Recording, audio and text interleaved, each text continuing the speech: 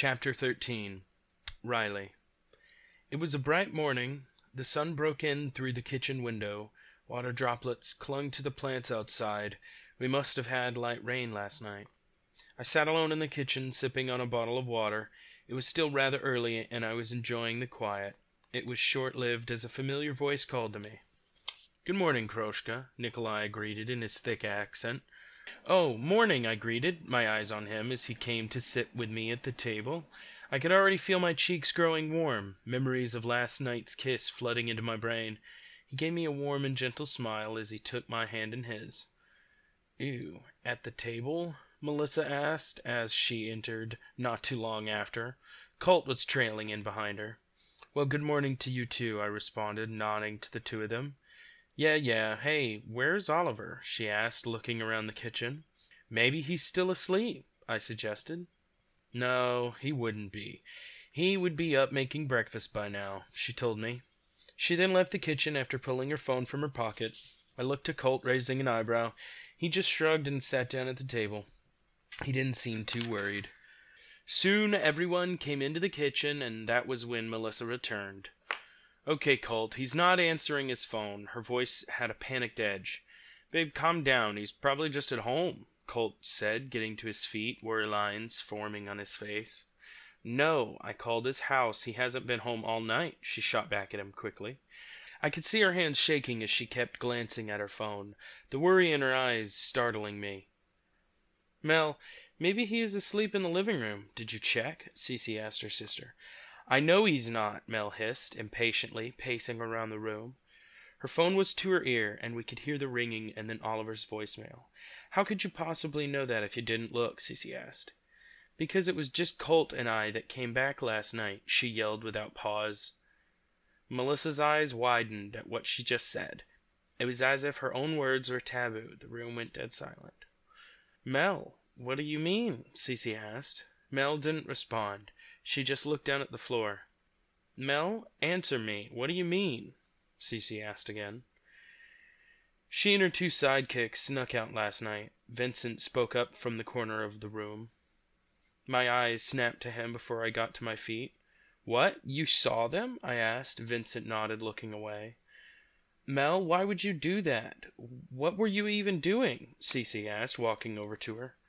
"That's not important. We need to find Oliver," Mel shouted before she stomped out of the room. Colt quickly got to his feet and followed her out. I didn't know what to say. Why did they even think it was a good idea to leave? What could have been so important? Why didn't Vincent stop them? They all disobeyed the rules, and now Oliver was missing. We needed to find him, and afterwards I was going to give them a lecture of a lifetime. Cece. "Why, Mel? Why?" I asked her, my tone seething in more anger and fear than I had ever felt before. "With all that's happened, why would you even think it was a good idea to sneak out?" "Stop yelling at me. We went as a group. We thought it would be safe," she defended, still holding her phone up to her ear. "Are you kidding?" I stopped. We had made it to the living room. Mel was already pacing back and forth. She dialed Oliver's number again after he didn't answer. I took a few deep breaths, trying to calm myself. Oliver was our priority. He could be lying in a ditch somewhere dying, or he could be being tortured. Anything could be happening to him right now. "Calm down. He's alive. I feel him." Raella slipped through the hallway and joined us. "Where is he?" Mel threw her phone in frustration. Luckily it landed on the couch. "Somewhere that direction, a few miles. He's scared but not in pain. Uncomfortable, yes, but mostly scared." Her eyes were closed, and she had pointed out the living room windows. "He was north of us."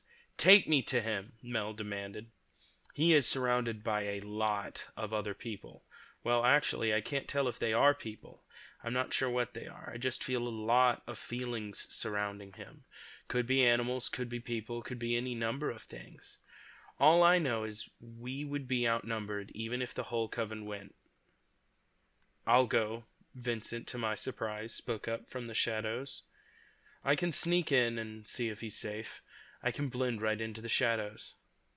"You can't go alone," Raella added. "Well, you can't come. You would be heard in an instant with all that jewelry clinking together," he added logically. "I'll just take everything off," she rolled her eyes. "I will have to lead you there anyway." I'll come too. It's my fault this happened, Colt spoke, staring at Mel. Don't be stupid. It's my fault, Mel hissed, so I'm going. You're right, Colt said. It's only partially my fault. You can have half the blame, but you aren't going anywhere. He smiled a wide, handsome smile. Mel just glared back at him. I stopped her before she could say anything. He's right. You're staying in this house. I knew I couldn't really control her. Mel was the most rebellious person I'd ever met. Sometimes I envied her. Sometimes I thought she was ridiculous. What had possessed her to go out and talk the guys into going with her? For her it's one thing, and Colt would follow her anywhere without question. Oliver, though, had a mind of his own. Why would he do something so stupid, given the risks? I knew Oliver was smart, so why put himself in danger? Well, go then, all of you, find him, Mel hurried them. Give us a second, jeez, Rayola rolled her eyes. She started taking off all her gold bracelets. Next were her necklaces. Mel was tapping her foot impatiently as Rayola finally started pulling the strings of beads and crystals out of her dark curly hair. Rayola was always over-jeweled. From the moment I met her, the first thing to pop into my head were those stereotypical gypsies from old cartoons. The long skirts, crop tops, sheer veils, draped in jewels around her head, and jewelry galore. Seduction and confidence clung to her like a second skin. She met my eyes, no doubt feeling my growing impatience and envy. When we get Oliver back, I need you two to sit down and have a chat, alone. Rayola spoke to me, stripping off the last of the jewels. Get him back first, okay? I handed Vincent my car keys.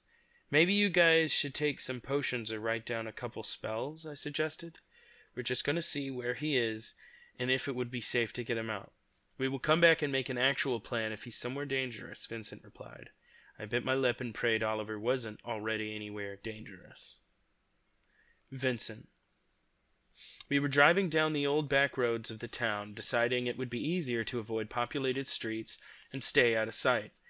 Though it was daylight and the creature was known to attack at night, it did not mean that it could not be watching us, or that others were not involved in this whole fiasco. Yo, Vince! Colt called from the back seat. No, I mumbled, and to my surprise, Rayola chuckled. What do you mean by no? He groaned, hitting the back of my seat. He does not like to be called Vince. Makes him feel old, Rayola commented from beside me. Funny thing was, I didn't remember telling her that. I shivered at the idea of her being able to know those kinds of things about me. It was odd, and I didn't know for sure how to feel about it. Just then I felt something soft and yet prickly rub against my arm. I glanced over to see Baron, Rayola's familiar, rubbing his face against me. Baron was on the floor of the front seat. Rayola had to push her seat as far back as it would go to fit him in, and even with him sitting on the floor and Rayola in the seat, he was still taller than her. What is it? I asked him, knowing I couldn't understand him even if I wanted to. He just wants your attention, Colt said. Unlike me, he could actually talk to animals and understand them. Are you picking up on something? I asked, reaching my hand out to stroke behind his ears. He responded with an almost soft purr sound. He did. He believes he picked up on Oliver's scent, Colt told me. Baron turned to the man in the back seat and growled, as if he were annoyed with him. What? I was just translating, he defended. He doesn't care for you, Rayola responded coldly. I could see a small smirk forming on her pretty red lips. What? That's not possible. Everyone loves me. I doubt that, Rayola countered, and Baron growled in agreement. You both are just in denial, that's all, Colt mumbled. He sounded insulted by the idea of anyone disliking him. What about Mel? Doesn't she hate you? I asked, looking at him in the rear-view mirror. No, she loves me too, he glared at me through the mirror. Has she said the word love? I asked, a small smirk on my lips now. He looked away with a small huff. That would be a no, Rayola teased before Baron growled again. He then began to make low grunting noises as if he were speaking. Colt turned his attention back to the familiar. He said that Oliver is not too much farther from here, but soon the road will end and we will continue on foot. Colt translated. I think we are entering vampire territory, Rayola told me as she touched my arm lightly. I glanced at her before looking around. The trail was getting a bit rough, and the trees seemed to contort.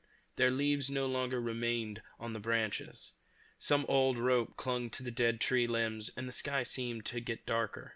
We had been driving for about half an hour, and were pretty far out of town. "Holy shit," Colt mumbled. I could hear him sitting back. I knew he rolled the window down, as I could feel a cool breeze roll in. "What is it?" I asked, trying to glance back at him through the mirror. He was face to face with my owl, Beryl. "Beryl said that we need to stop," Colt warned. "What?" I asked, as I looked back at the road. I could see a shadowy figure standing there. "Stop," Raella commanded. I respected her wishes and quickly hit the brake, coming to an abrupt halt. I reached out to Raella, using my arm to keep her from lunging too far forward. Colt hit the back of my seat with a thunk. I looked up to see the shadow figure was gone. "Jesus, did you have to stop like that?" Colt complained. "Shush, be quiet," I hissed as I looked around my surroundings. No signs of the shadowy figure in sight. "Did you see that too?" She nodded, while I unbuckled my seatbelt. Baron growled low in warning. I reached out, stroking his head to calm him down. "I'm gonna go check it out. You all stay in the car," I told them, but my eyes were on Raella. "I will not," she said as she unbuckled her seatbelt to follow me out. I rolled my eyes. She was not going to listen to me. "You said he was close, right?" I asked Colt. Colt just nodded as Beryl perched himself onto the shoulder of my seat as I climbed out of the car. He then flew out after me, landing on my shoulder. I heard Raella closing the other car door. She came around to meet me. "I really wish you would stay behind," I mumbled, and she shrugged. "I did not take all my jewelry off to sit in the car," she said with a small smile. Her eyes dared me to try and argue with that. I looked away. "Okay, but what about Colt? Who is going to babysit him?" "Baron?" She smirked as we both looked to the car. Baron had climbed into the back seat and was laying on top of Colt, glaring at him. "I don't need a babysitter," Colt whined. Baron just growled and looked to us, giving us a nod. We needed to go now. I turned my attention to Raella and motioned for her to follow me. Beryl stayed perched on my shoulder as we moved down to where the path ended. There was nothing but trees at this point. We slipped our way through, but didn't go too far, as a huge mansion came into view. "He's in there," Raella said softly to me. She had her hand on my shoulder again as she moved closer. I gazed at the huge Victorian-style mansion, trying to focus on that instead of how close she was. "Should we try to get closer, or should we go back?" I asked her. "After seeing that figure on the trail, it would be silly to keep going. We need to get back and make a plan. He's not hurt, just scared and confused," she told me. "So you think we have time?" I asked her. To this she responded with a nod, and I trusted her. She had been nothing but honest before. After a few more minutes, we made our way back to the car. "So did you guys see Oliver? Is he okay?" Colt asked as we both climbed into our seats and put our seatbelts on. "He has time. We need to get back and make a plan. Being this close, I can feel that it is vampires. It's daytime, so they are all underground, but I can still sense them. And I'm not sure what that figure in the road was, but I think it was a warning," Raella told him. Baron climbed off of Colt and made his way back into the front seat. Beryl went to the back seat and sat by Colt, who seemed confused. He expected us to get closer and to maybe go inside, but with that figure lurking, it was dangerous to go in blind. Raella could sense him, and that was all that mattered right now. We headed back to the house to discuss what to do next with the others. Cece. "He's okay for now, but we need a plan," Raella said to all of us as her, Colt, and Vincent re-entered the home. "Where is he?" Mel asked. "Vampires seem to have him locked in a huge mansion," Vincent answered. "Vampires?" Riley squeaked. "Yes, and I believe they are gathering for some sort of ritual. I can feel—" Raella concentrated for a moment. "It's hard to explain. It almost seems like they feel excited. Vampires don't feel the same way humans do. They don't feel happiness or joy the way we do. Those emotions are very dull feelings. On the other hand, they feel anger and sadness much more strongly. We need to call my father. He will know what to do, I told them, grabbing my phone. He's going to kill us, Mel moaned. Kill you, maybe, I bit out.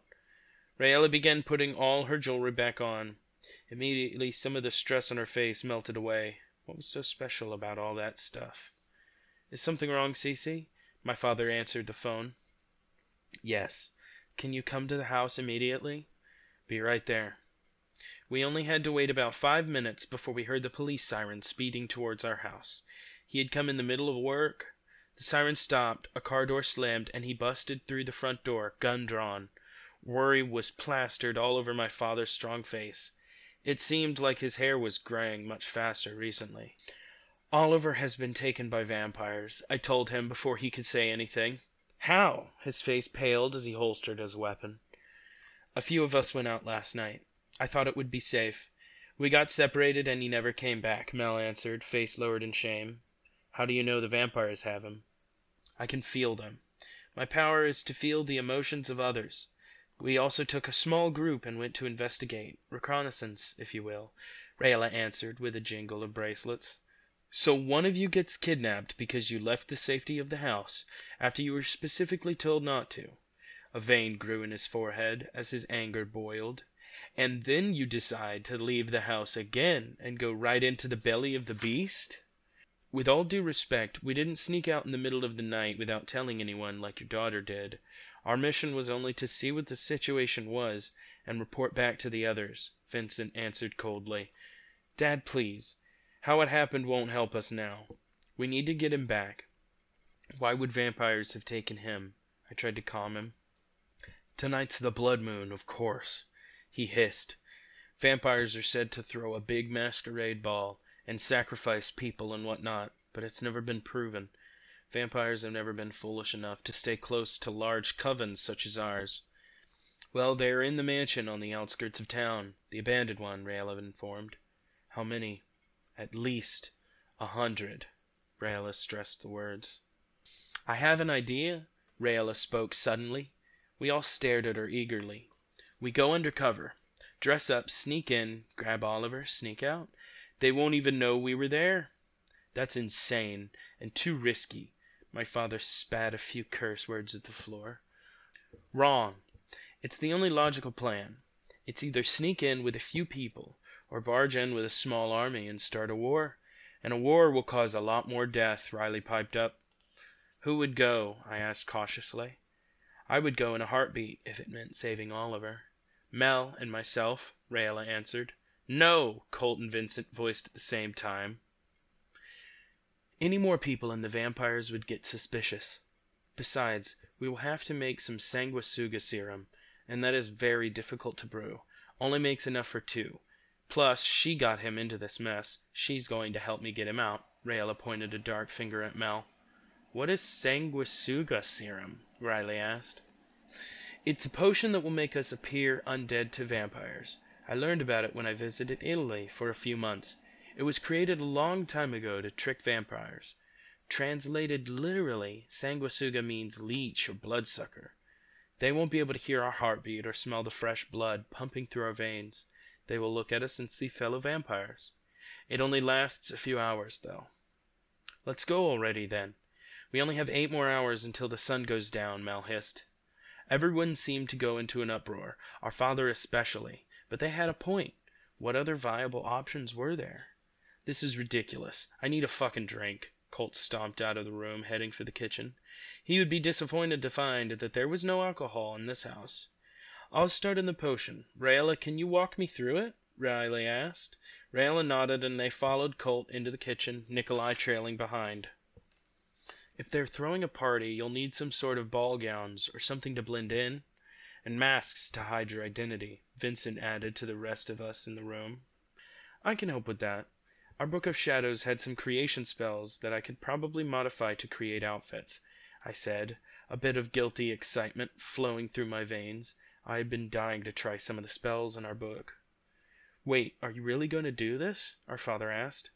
I have to. It's my fault he was taken. Please help us, Mel begged. I watched as my father thought. This isn't right. You shouldn't be going. Our father stomped around our living room. I'll go get your mother, and we will take a small party and go get him. No, you can't. There are too many. We did this. We have to be responsible. Plus, you know Mom will not be able to stay under cover. She detests vampires. I tried to make him understand. I didn't want any more people being killed by vampires. We had already had one murder and another attack by them. What would they do if the pathfinder of the largest coven nearby went in and picked a fight? You are a Destined Coven, but you haven't even begun your training.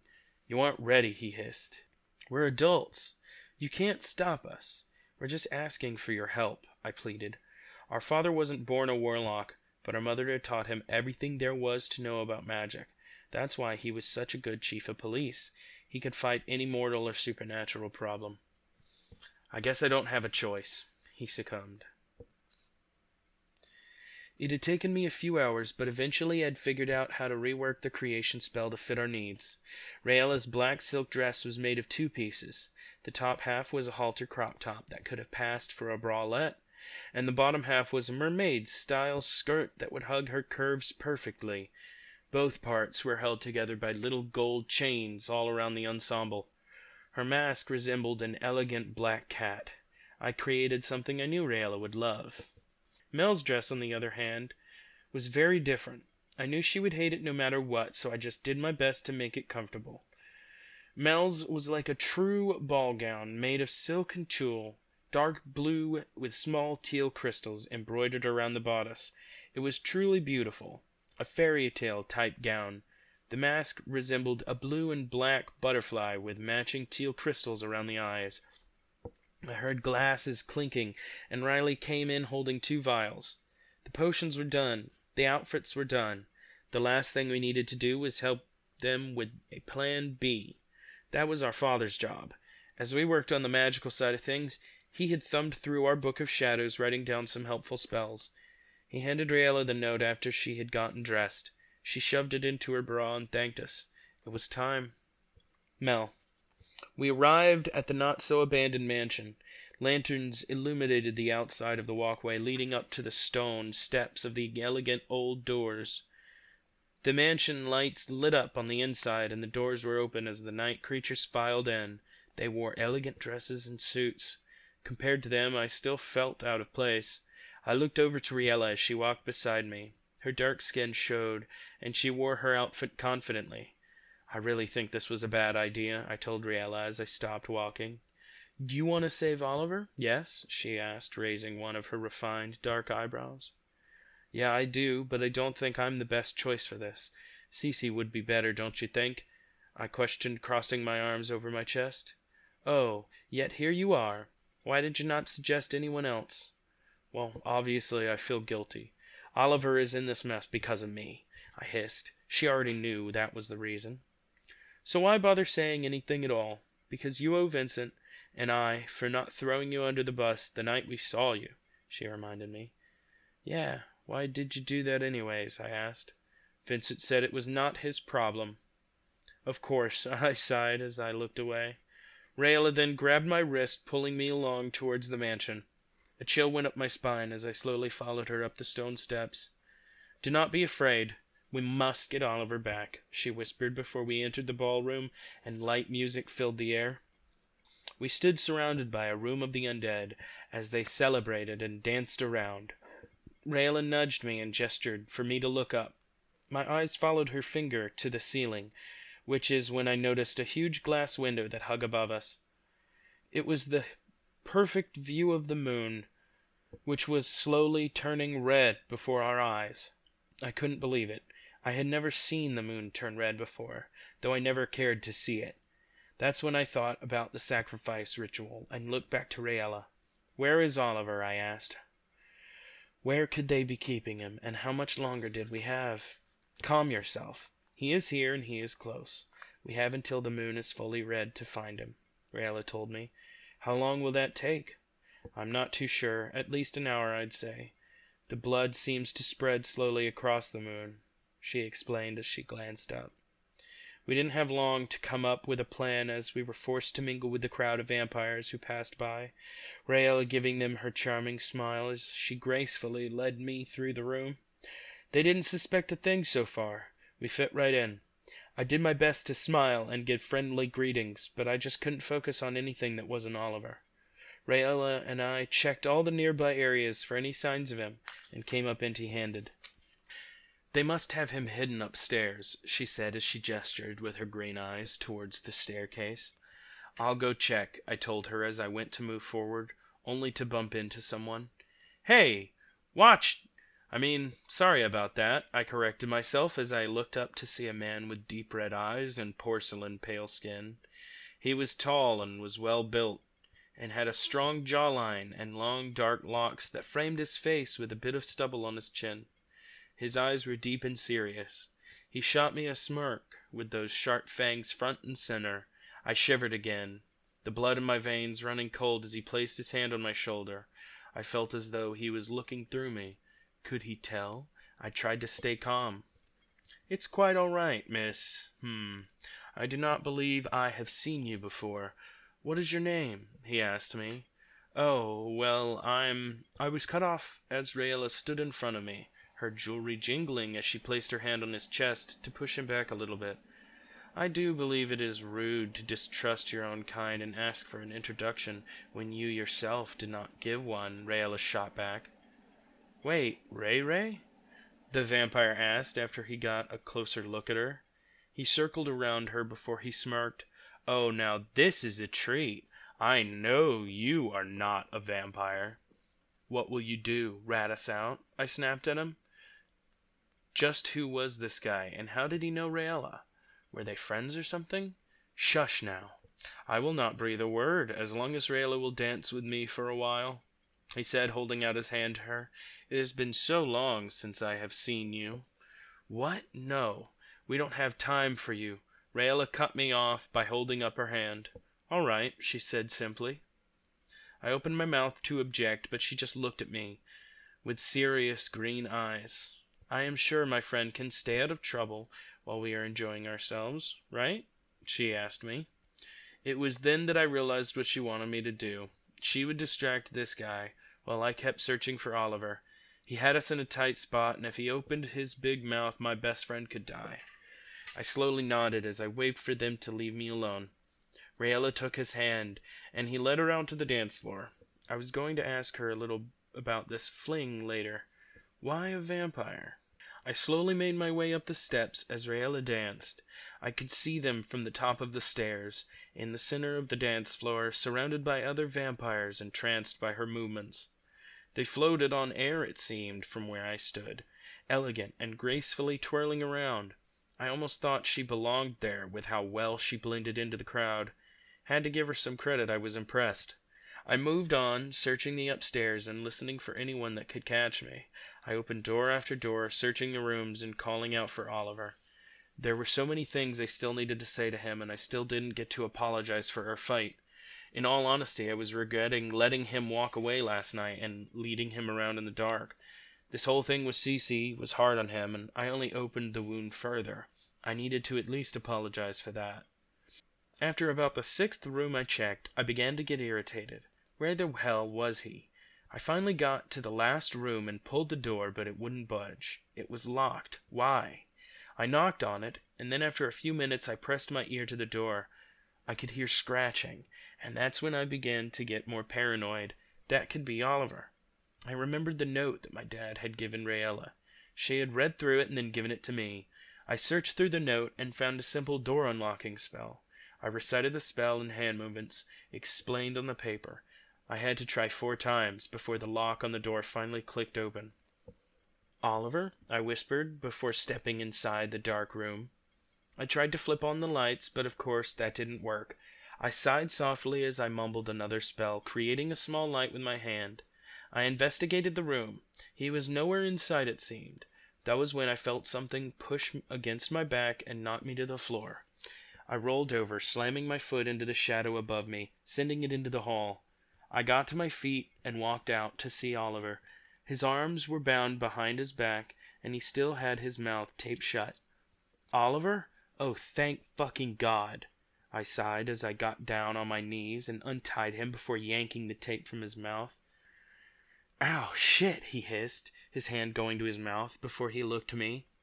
He was observing my clothes and the odd way I looked. I could see he was trying to process all this in his head. "How are you here, and what the hell are you wearing?" he asked me as he got to his feet. He was dusting himself off and rubbing his wrists. They had been bound tightly. At least they didn't underestimate Oliver's strength. "Never mind all that. Raella and I are here to get you. She's downstairs distracting the vampires, and we need to get the hell out of here before it gets worse," I told him. He just nodded to that as he looked towards the exit. He was obviously still really upset with me. He couldn't even look at me. The party was still in swing downstairs. I had time. Oliver turned away so we could head back down.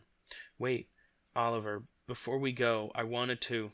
I paused nervously. "I'm sorry for everything. I'll stop pushing you, okay?"